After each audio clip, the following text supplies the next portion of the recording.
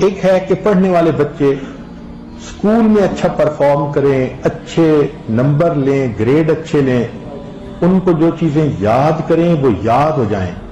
اس کے لیے قرآن مجید میں الم نشرح لک صدرک ایک سورت ہے، وہ بچے کو یاد کروا دیں اگر بچہ اس عمر کا ہے. اور وہ بچہ پڑھنے سے پہلے، اسٹڈی کرنے سے پہلے، چاہے کلاس میں ہو، چاہے ٹیوشن میں ہو، چاہے ہوم ورک کر رہا ہو، الم نشرح لک صدرک سورت کو پڑھ کے اپنے سینے پہ ایک دفعہ پھونک دے. ہم نے دیکھا ہے کہ بچے کی یادداشت میں بہت امیزنگ فرق آ جاتا ہے. ہم یہ عمل عام طور پر ان بچیوں کو بتاتے ہیں جو حافظ بن رہے ہوتے ہیں، ان کو میمورائزیشن میں پرابلم ہوتی ہے، تو الحمدللہ سینکڑوں حفاظ پر تجربہ کیا ہم نے، اس آیت کو پڑھنے کا ہمیشہ فائدہ ہوتا ہے.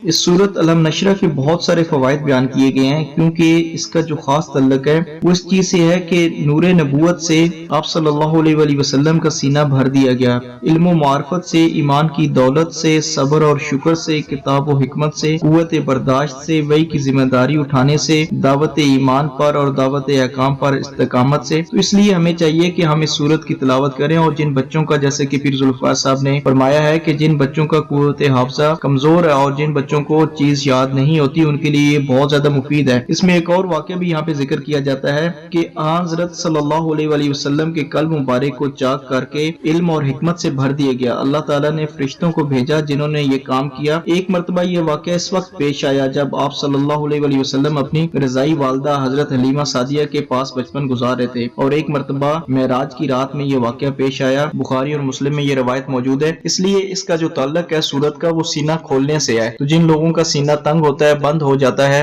ان کو چیزیں یاد نہیں رہتی، ان کے لیے اس سورت کی تلاوت کرنا اور اس کا وظیفہ کرنا بہت زیادہ مفید ہے. ہمیں چاہیے کہ ہم خود بھی اس سورت کی تلاوت کیا کریں اور اپنے بچوں کو بھی اس چیز کی عادت ڈالیں. اللہ سبحانہ و تعالیٰ علم اور معرفت سے ہمارے سینوں کو کھول دے اور ہمیں دین کے اوپر چلنے والا بنا دے. السلام علیکم ورحمۃ اللہ وما علینا الا البلاغ.